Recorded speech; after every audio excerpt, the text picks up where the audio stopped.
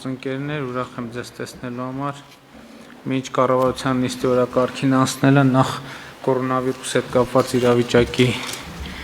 մասին խոսենք, պարոն Թորոսյան, խնդրեմ իրավիճակի ձեր գնահատականը։ Շնորհակալություն պարոն վարչապետ, նախ տեղեկացնեմ, որ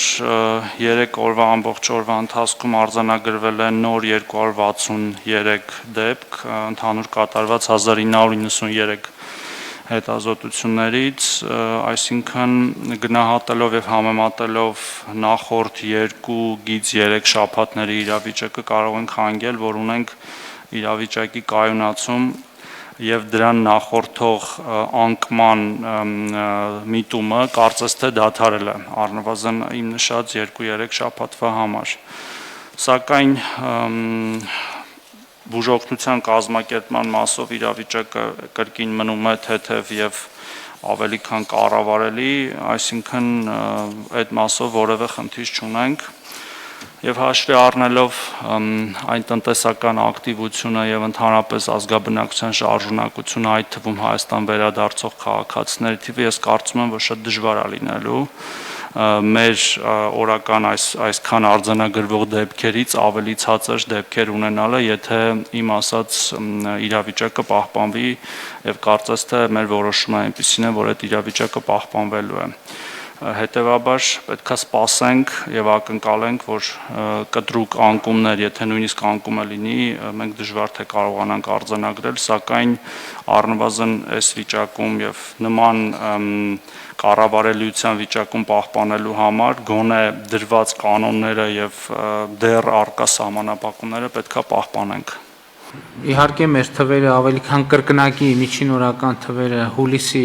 հետ համեմատած նվազել են, բայց եթե մենք ճիշտ չարձագանքենք իրավիճակին, մենք արագ կվերադառնանք էլի հուլիսյան իրավիճակին, հուլիսի 6-ի կորոնավիրուսի հետ կապված, եւ այստեղ ես ուզում եմ կրկին արձանագրել հետեւյալը։ Այո, մենք եւ մեր քաղաքականությունը եղել է դա, որ մենք ասել ենք, որ որևէ քաղաքացի առանց բուժ օգնության պետք է չմնա, եւ մենք դա փառք Աստծո կարողացել ենք ապահովել եւ կապահովենք առնվազն այն ծավալների պարագայում, ինչ մենք ունեինք հուլիսի սկզբին, բայց մենք գիտենք, որ պարտադիր կարգով 100 նոր դեպքերից 2-3 մահվան պարտադիր դեպք ենք ունենալու, պարտադիր, այսինքն սա Հայաստանյան խնդիր չի, ամբողջ աշխարհում է այդպես, եւ հետեւաբար մեր ընկալումը շարունակ մնում է նույնը, ոչ մի քաղաքացի առանց բուժօգնության չի մնա, բայց հարցը այն է, որ մեր քաղաքացիները պետք է ջանք գործադրեն, որպեսզի չվարակվեն կորոնավիրուսով, հակառակ դեպքում իհարկե նաեւ վարչական լծակները պետք է օգտագործվեն, նաեւ ոստիկանությունը պետք է շատ ակտիվ ջանքեր գործադրի, որպեսզի դիմակի կրման կանոնների չպահպանման դեպքերը պատշաճ արձանագրվեն եւ վարչական արձանագրում ստանան, բայց կրկին եւ կրկին իմ արձանագրումը մնում է նույնը, որ անհատական պատասխանատվությունը կորոնավիրուսի դեմ պայքարի ամենաարդյունավետ միջոցն է եւ իմ տպավորությունն այն է, որ մենք անհատական պատասխանատվության մակարդակում մեր զգոնությունը պահանջվածից եւ իրատեսականից մի փոքր ավելի ենք թուլացրել։ Այնպես որ իմ կոչն է մեր հայրենակիցներին առավելագույնս պահպանել հակահամաճարակային կանոնները եւ հատկապես այդտեղ առանցքային նշանակություն ունի դիմակի կրման պայմանների պահպանումը։ Ընդ որում մի իրավիճակում, երբ որ դիմակի կրման պայմանները բավականին մեղմացվել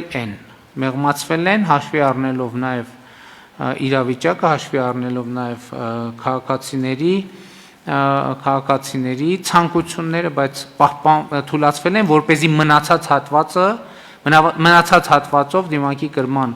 պայմանները եւ որակը ավելի բարձրանա։ Այնպես որ ես մեր հարցը իրավիճակը շարունակում եմ համարել խնդրահարույց։ Այսպես ասած նոր ստանդարտների ընտրական ցիկլով մենք կավարտենք համայնքների ղեկավարների ընտրությունները, ամբողջությամբ կփոխանցենք եւ դրա մասին կմտածենք, բայց այսօր մենք այդ բանը չենք կարող անել, որովհետև արդյունավետության խնդիր կա եւ փորձն էլ ցույց է տալիս, որ սուբվենցիոն ծրագրերի նկատմամբ պետք է լինի շատ լուրջ հսկողություն, մանավանդ այսօրվա ծավալների պայմաններում։ Այսինքն, եթե շատ ընտրական ցիկլով նոր ստանդարտ կա Հայաստանի Հանրապետությունում ըստ էության ընտրությունների անցկացման որակի, այդ որակով բոլոր տեղերը ընտրություններ կլինեն եւ կփոխանցենք, ոչ մի խնդիր չկա։ Եվ այդ կոնտեքստում ընդհանրապես խոշորացումից հետո պետք է անդրադառնալ նաեւ մարզպետարանների գործառույթային նշանակությանը եւ ես չգիտեմ դա մեր որևէ ծրագրում գրած է թե գրած չի, բայց որ մենք դրան անդրադառնալու ենք, այդ հստակ է։ Համեցիկ։ Շնորհակալություն, պարոն վարչապետ, իրականում շատ կարևոր թեմա է եւ ընդհանուր առմամբ այս քննարկումը հենց նրա մասին է, թե մեր հետագա խոշորացման ծրագրերը ինչ նպատակ ունեն եւ ինչ ենք ստանալու վերջի վերջո, որովհետեւ պարոն Ջանջուղազյանը շատ ճշմարտացիորեն նշում է, որ այո, սուբվենցիոն ծրագրերով մենք ունենք խնդիրներ եւ որակի հետ կապված եւ վերահսկողության հետ կապված եւ այս փուլում նույնիսկ խոշորացնում ենք ծրագրերը մարզպետարանի մակարդակով եւ այդ տրամաբանությամբ ենք դնում մրցույթի, բայց սա հիմնականում ճշմարտացիա փոքր համայնքների համար, որտեղ կա եւ կարողությունների խնդիր եւ այդ պատվերը հստակ գրելու թղթին հանձնելու խնդիր եւ ավելի քիչ է նկատվում ավելի խոշորացված համայնքներում, չնայած այս սուբվենցիոն process-ներում էականորեն մակարդակը բարձրացել է եւ ծրագրերի եւ նախագծերի եւ վերջնական աշխատանքների որակն է բարձրացել, իսկ հետագայում արդեն խոշորացված համայնքներ բոլոր տեղերում խոշորացված համայնքներ ունենալու դեպքում ենթադրվում է, որ գնալով մարզպետարանի դերը, վերահսկողական դերը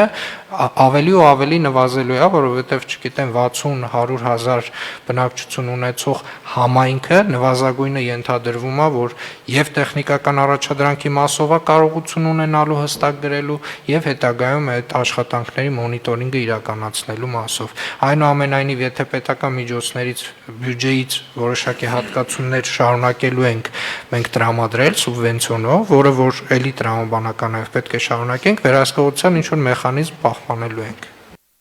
Ընդ որում այդ վերահսկողության մեխանիզմը, որ ասում եք, այդ դեպքում ես այդքան էլ լավատես չեմ մարզպետարանի կամ որևէ պետական մարմնի վերահսկողական մեխանիզմի արդյունավետության վերաբերյալ, փոխարենը մտածում եմ, որ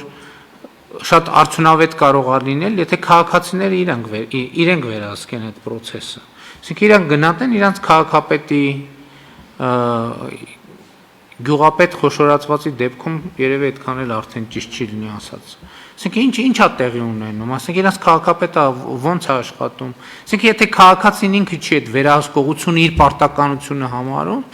դե հա կարելի է լարվել մի տարի, 2 տարի, 3 տարի վերահսկողություն սահմանել, առավել խիստ, բայց եթե ընդհանուր խորքային բովանդակային փոփոխություն տեղի չի ունենում քաղաքացի իշխանություն հարաբերությունների, այդ ընդհանրապես ժամանակավոր մի բան կլինի, հետո ամեն ինչ կվերադառնա դարձի շրջանը յուր տեղի կունենա։ Եվ այսօր ես իմիջիալոց սուբվենցիոն ծրագրերի հետ կապված, երբ որ շրջում ենք տարբեր տեղեր այցելում ենք, դա մեր հիմնական ուղերձը, որտեվ քաղաքացին պետքա իմիջիալոց այդ բանը ապակենտրոնացման առումով էլ մենք բովանդակային խնդիր էլ ունենք։ Օրինակ, երբ որ տեսնում ենք, թե սրա համար օբյեկտիվ նախադրյալ էլ կա, ասենք ենթադրենք քաղաքացին զգում ես, որ քաղաքացին ինչ որ ուզում է շատ վարչապետին բան ասի, շատ կարևոր բան ունի ասելու։ Եվ պարզվում է, որ ինքը ուզում է, որ իրան դարպասի դեմի ասֆալտը, բանը հատվածը 3 քառակուսի մետրանոց բան բարեկարգվի։ Եվ իհարկե ով պիտի լուծի այդ հարցը, դե ուրիշ էլ ով, եթե ոչ վարչապետը։ Եվ այսպես ես մի քիչ շատ գրոտեսկային օրինակ եմ բերում, բայց այս ակնկալիքների էլի եմ ասում, ընդհանրապես ես չգիտեմ, սա կարող է պարզվի շատ խնդիրներ կբերի։ Ես ուզում եմ մենք անընդհատ մեր քաղաքական ուղերձը ինչ է եւ մեր քաղաքական գործունեության քաղաքական ուղերձը միշտ եղել է նույնը, հենց ամենասկզբից։ Մենք ուզում ենք, որ քաղաքացին կապ տեսնի իր գործողության եւ իրականության միջեւ։ Եվ սրա համար մեզ շատ քննադատում են եւ շատ կքննադատեն։ Բայց հակառակը տոտալիտար մտածելակերպն է։ Որտեւ մարդը պետքա տեսնի իր գործողությունը ինքը ինչ ամեն օր այսօր առավոտ վեր կացավ ինքը ինչ արեց, դրա արտահայտությունը ես չգիտեմ, հիմա բանաձևերը չկան։ Երևի գիտությունը այնքան կզարգանա կամ տեխնոլոգիաները, որ էդ էլ բան կանենք, բայց մեր այսօրվա գործողությունները մեզնից յուրաքանչյուրի ինքը որոշ ժամանակ հետո իրականության մեջ որևէ ձևով արտահայտվում է։ Եվ սա ամենաշատը վերաբերվում, ամենաարագ արտահայտվում է համայնքներում, տեղական ինքնակառավարման մարմինների ընտրությունների ժամանակ եւ այլն եւ այլն եւ այլն եւ այլն։ Բա որ համատարած ավերակ է այսօր մեր երկրում եկեք խոստովանենք։ Այսօր այսքան գլուխ են գովում, վայ սուբվենցիա արինք, էս արինք, այն արինք, բայց իրականում անում ինչքան անում ենք, այնքան ճանապարհներ այդքան բան ենք անում, գլուխ են գովում, որ նախկինում հիմա մի մարզում այնքան ճանապարհ ենք նորոգում, ինչքան նախկինում ամբողջ հանրապետությունում մեր տեղի ունենում մի տարվա ընթացքում, բայց իրականում հələ այնքան պետքա կառուցենք։ Եվ համայնքներում էլ այս ավերակ վիճակը ինչի է կապված։ Կապված է մի պարզ բանի հետ, ընտրություն եւ ընտրություն կատարելու որակի ու չափանիշների հետ։ Ուրիշտեղ, այսինքն ամեն մարդ այսօրվա իր բակի փողոցի վիճակի հետ պետքա կապը տեսնի նախորդ ընտրություններում, դրա նախորդ ընտրություններում, դրա նախորդ ընտրություններում իր քվեարկության հետ։ Որտեւ դա եղել է իր քաղաքական ներդրումը եւ դրա արդյունքը ստացվել է։ Եվ մեր ամբողջ գործողությունը, ես էլի եմ ասում, ես չգիտեմ ժամանակը ինչպես կգնահատի սա,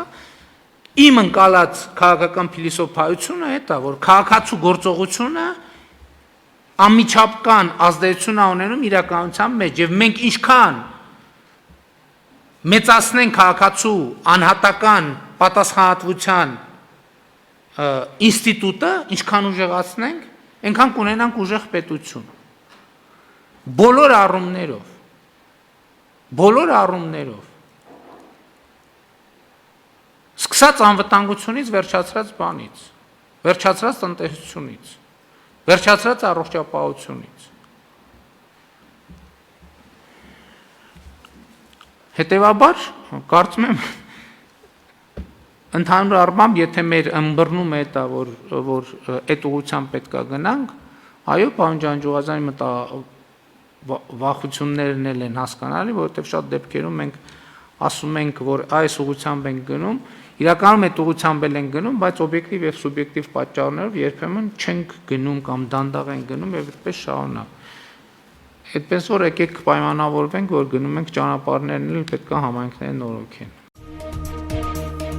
Հաստատվել է կորոնավիրուսի տնտեսական հետևանքների չեզոքացման 24-րդ միջոցառումը, որի նպատակն է օժանդակել գյուղատնտեսական հումքի վերամշակմամբ զբաղվող տնտեսվարողներին։ Ագրովերամշակման ոլորտին տրամադրվող վարկերի տոկոսադրույքների սուբսիդավորման ծրագրով խաղողի մթերումներ իրականացնողներին սեպտեմբերի 1-ից մինչև դեկտեմբերի 31-ը վարկերը կտրամադրվեն 0% տոկոսադրույքով։ Մթերումների համար տրվող վարկերի գումարի մնացորդի շեմը կբարձրանա մինչև 3 միլիարդ դրամ, վարկի մարման ժամկետը կկազմի 24 ամիս, իսկ վարկի մայր գումարի մարման արտոնյալ ժամկետը 3-ից 6 ամիս։ Սեպտեմբերի 1-ից մինչև դեկտեմբերի 31-ը կոնյակի սպիրտ եւ շշալցված կոնյակ իրացնող ընկերությունների կողմից վճարված լրացուցիչ 100 դրամ եւ կամ 25 դրամ պետտուրքի չափով աջակցություն կցուցաբերվի։ Խաղողի մթերումների նպատակով 2019 թվականին վերցված վարկերի մարման ժամկետները կարող են երկարաձգվել մինչև 15 ամիս։ Նախատեսվում են փոփոխություններ նաև ագրոպարենային ոլորտի սարքավորումների լիզինգի ծրագրում։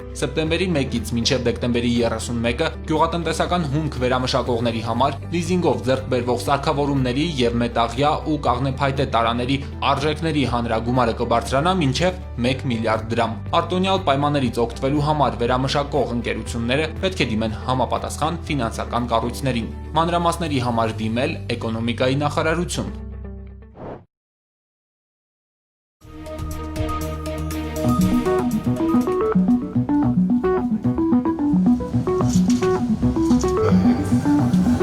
Առողջապահական աշխատանքի տեսչական համույթը ունենք տեսչական մարմնի ղեկավար Երեման Պարետի կողմից հաստատված կետերը ծավալական մշտադիտարկում իրականացնել ցույց։ Եվ սա այցելուներին է։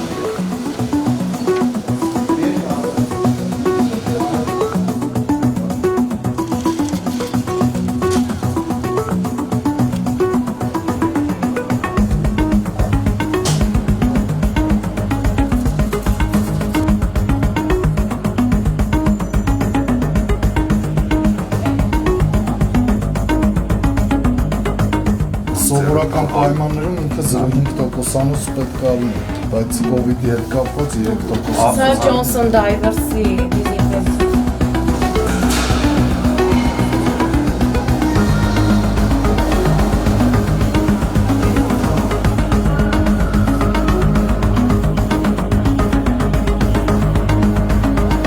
Վերջական առողջությամբ, վերջական հարցումն իրականացնում, սա վերջական առողջության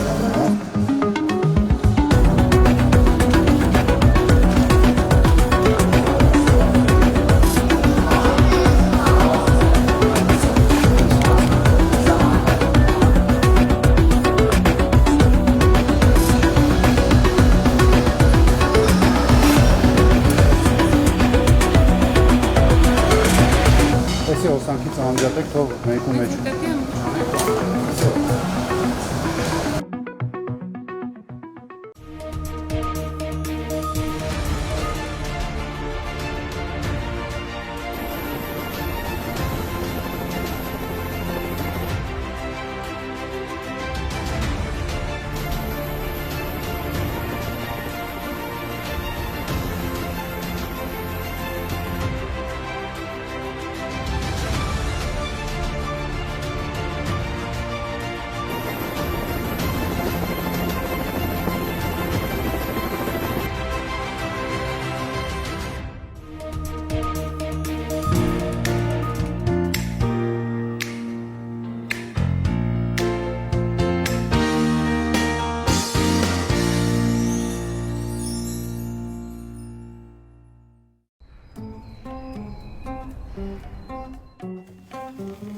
Ես ապրում եմ Բերդ քաղաքում եւ զբաղվում եմ շոկոլադապատ մրգերի, տորթերի, խմորեղենների պատրաստմամբ։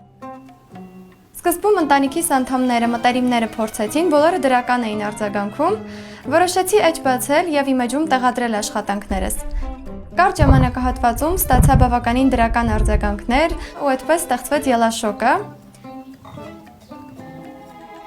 Մարդիկ ոգևորվել էին, որ վերջապես կարող են գնել գեղեցիկ համեղ նվերներ, յուրահատուկ նվերներ միմյանց մատուցել, ժպիտներ պարգևել, ու այդ դրական արձագանքներն ինձ ավելի ոգևորեց, սկսեցի տեսականին ավելի շատացնել, սկզբում պատրաստում էի միայն ելակներ, այնուհետև սկսեցի պատրաստել նաև շոկոլադապատ ծիրան, արքայախնձոր, կեռաս, եւ այդպես տեսականին քանի գնում ավելի մեծանում էր։ Ես մասնագիտությամբ հոգեբան եմ, շատ եմ սիրում իմ մասնագիտությունը, բայց դրան զուգահեռ ինձ համար մի լրիվ ուրիշ քաղցր աշխարհ է, երբ որ ես ելաշոկում ինչ-որ մի բան եմ պատրաստում։ Յուրաքանչյուր աշխատանքում շատ կարևոր է առաջին հերթին սերը այդ աշխատանքի նկատմամբ, եւ ես շատ մեծ սիրով եմ պատրաստում ելաշոկները։ Այնուհետև կոնկրետ այս աշխատանքում շատ կարևոր է որակյալ հումքը, միշտ ընտրում եմ թարմ մրգեր եւ բարձր որակի շոկոլադ։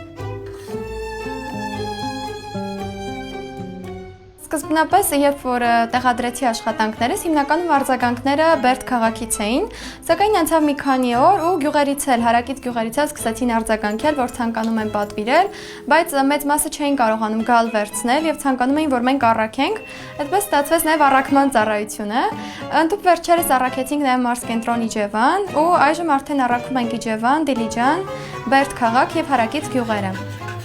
Եվ սա էլ ինչու ոչ մի առիթ է, որ նաև գյուղերում ապրող մարդիկ իրար կարողանան համեղ գեղեցիկ նվերներ մատուցել, եւ եթե կարող եմ իմ ներդրում ունենալ, որ այդ ժպիտները հասնեն նաև իրենց, ամեն ինչ անում եմ, որ այդպես լինի։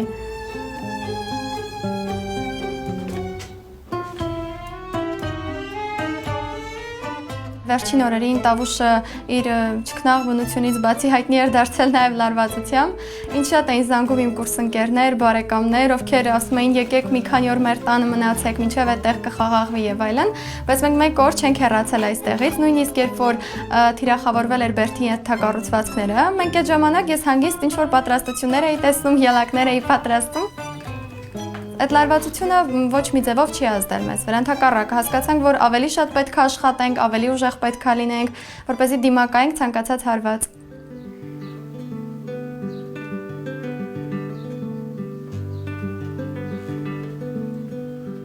Երբ որ պատվեր եմ ընդունում ու սկսում եմ աշխատել, դրանցից յուրաքանչյուրը ինձ համար նորովի է։ Իմ երկու աշխատանք չեմ կարող համեմատել, որովհետև յուրաքանչյուրում նոր ոգի եմ դնում, նոր մտքեր եմ փորձում իրականացնել։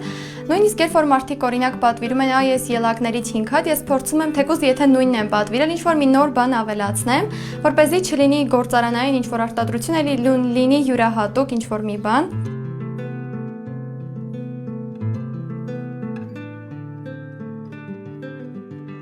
Պարզ է, երբ որ մենք ապրում ենք փոքրիկ քաղաքում, այստեղ իհարկե կան որոշ դժվարություններ նոր ինչ-որ մի բան նախաձեռնելու, կազմակերպելու, իրականացնելու հետ կապված,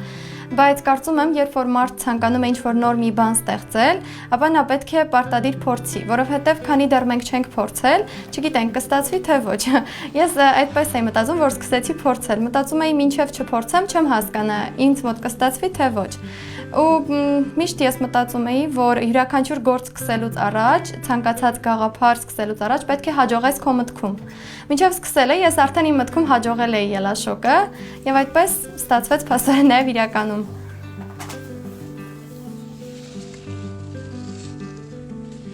Մարդիկ պետք է մշտապես ստեղծագործ լինեն, փորձեն գտնել նոր երգեր, եթե մեկ դուռ փակվում է, փորձեն պատշգամբ բացել, նոր դուռ բացել, ինչ որ մի նոր մի բան փորձեն իրականացնել։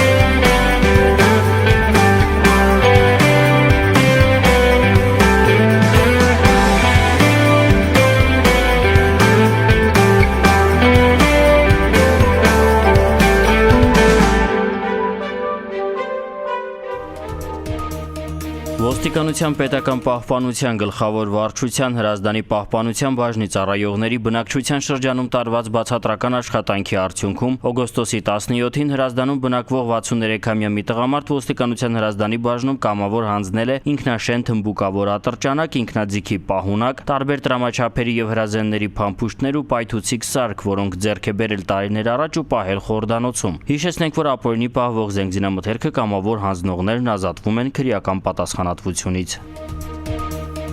Օգոստոսի 18-ին ոստիկանության Արմավիրի մարզային վարչության Արմավիրի բաժնի ծառայողներն ու մարզը սպասարկող ճանապարհային ոստիկաններն ուժեղացված ծառայություն իրականացրին Արմավիր քաղաքում։ Ժամեր տևած միջոցառման ընթացքում ոստիկանության ծառայողները հայտնաբերեցին մի քանի տասնյակ իրավախախտման դեպք, որոնց մի մասը վերաբերվում էր հակահամաճարակային անվտանգության, մի մասը ճանապարհային երթևեկության կանոնների պահպանմանը։ Բացի այդ հայտնաբերվեց սառազենք կրող մի երիտասարդ, որը բերման ենթարկվեց ոստիկանության Արմավիրի բաժին։ Ուժեղացված ծառայության ընթացքում այլ միջադեպեր չեն արձանագրվել։ Միջոցառումները շարունակվում են։ Կանեփ կակաչ 2020 համալիր օպերատիվ կանխարգելիչ միջոցառման շրջանակներում քրեական ոստիկանության գլխավոր վարչության թմրամիջոցների անօրինական շրջանառության դեմ պայքարի վարչության եւ ոստիկանության տարածքային ստորաբաժանումների ծառայողները օգոստոսի 18-ից 19-ը հայտնաբերել եւ այրելով ոչնչացրել են 3 տոննա 8 կիլոգրամ կանեփի վայրի աճած զանգված։ Բացի այդ տնամերձ ու թողամասից հայտնաբերվել եւ առգրավվել է կանեփի 313 բույս։ Միջոցառման շրջանակներում ստացված օպերատիվ տեղեկությունների իրացման արդյունքում ապօրինի թմրաշրջանառությունից առգրավվել է 13 գրամից ավելի մարիխուանա եւ սփայս։ Համալիր օպերատիվ կանխարգելիչ միջոցառումը շարունակվում է։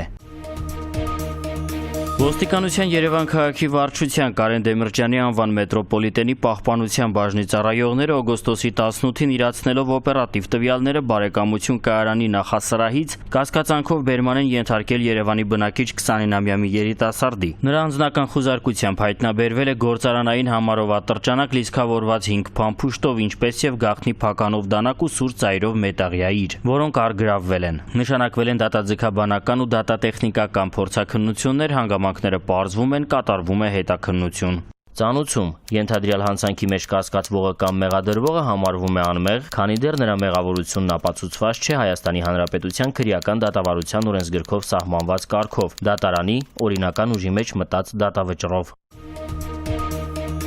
Օգոստոսի 18-ին Կոմիտասի անվան Պանթեոնի մոտ գտնվող Զորավար Անդրանիկի արձանի մոտ ուժային եռամարտով, մաս ռեսլինգով եւ ձեռնամարտով զբաղվող մարզիկ, աշխարհի չեմպիոն, Գինեսի հայ ռեկորդակիր Չարենցավանցի Յուրի Սակունցը 2 ռեկորդ էր նախատեսել սահմանել, բայց 3-ը սահմանեց, իր ուժով զարմացնելով բոլոր ներկաներին։ Մինչ միջոցառման սկիզբը Գինեսի հայ ռեկորդակիրը զրուցեց մեզ հետ, խոսեց օրվա սահմանվելիք ռեկորդների մասին։ Սահմանել եմ 2 ռեկորդ, որոնցից մեկը դա ափսենների միջոցով պետք է հենուն ծալուն վարժությունը կատարեմ 1 շշի վրա։ Իսկ երկրորդ ռեկորդը դա ձեռքերս ետևում պահած պետք է խաղաքարտերը պատռեմ, որոնց քանակը 3-ից ավել, որ պետք է փորձեմ 3 հատից ավել խաղաքարտ պատռել, որպեսզի գրանցեմ ռեկորդների գրքում։ Ճիշտ է, մոտավորապես այս ռեկորդների պատրաստվել եմ 3 ամիս ու արագացված պարապմունքներ եղել, որպեսզի հասցնեմ այս մոտակորերին հասցնեմ ռեկորդները սահմանեմ, իսկ ճիշտ է եղել են անհաջողություններ, չի ստացվել ժամանակ առ ժամանակ, բայց եղել են մոտիվացնող բաներ, այս վերջում եղավ Տավուշյան հերոսամարտը, դա ավելի մոտիվացեց, որպեսզի ես ավելի արագացնեմ եւ կարողանամ այս ռեկորդները սահմանեմ եւ նվիրեմ մեր տղեկին։ Մարզիկին քաջալերելու են եկել ազատամարտիկներ եւ զինվորականներ։ Միջոցառմանը ներկա էր նաեւ Արցախի հերոս գեներալ-մայոր, Արցախյան ազատամարտի մասնակից Արկադի Տեր-Թադևոսյանը։ Մենք հասկանում ենք, որ մենք վաղը ունենք մեծ ապագա, Նոր Հայաստան հեռուստաընկերության հետ հարցազրույցում ասաց նա։ Մատաղ սերունդը ոդիականը բանակի գնացել են, բանակում են ծառայում են, իրանց վրա կարաս հուզ դնես, որ մեր երկիրը կպաշտպանեն։ Այն մարդիկ, որը հայրենասեր են, իրանք երկիրը սիրում են, իրանք դոշին տես հայկական բաննա, սիմվոլնա։ Մենք տենում ենք այդ ջայլությունը ժամանակին ու ինչ որ կատարվում է, այս հերոսությունը մենք տաղուշում արեցինք, այսօր իրանց համար այն ինչ որ ապրելի պատերազմները իրանց են նվիրում, այն ինչ որ վետերանները առաջ են արել, իրանց համար են այդ ռեկորդները այսօր մեզ համար ցույց են տալիս, անցյալը այսօրվա օրը վաղվա օրը իրար հետ կապում են ու մենք հասկանում ենք, որ մենք վաղ ունենք մեծ ապագա։ Յուրի Սակունցը 2 նոր ռեկորդ սահմանեց։ Ամանների վրա հենվելով, ափսեների վրա հենվելով ես պետք է ժիմ անեմ։ Այս ռեկորդը անելով պետք է փորձեմ շրջանցեմ ռուս մարզիկին, որը այս վարժությունը կատարել է 2 անգամ։ Շշի վրա դրված ափսեների միջոցով հենում ծալուն վարժությունից, ինչպես նաև ձեռքերը մեջքի ետևում պահած տուփով խաղաթղթեր պատռելով։ Եկել եմ հաստատելու Յուրի Սակունցի համաշխարհային ռեկորդը եւ պարգևատրելու նրան նախորդ կատարած ռեկորդի համար։ Նրա ռեկորդը գրանցվել է սպորտի համաշխարհային կազմակերպության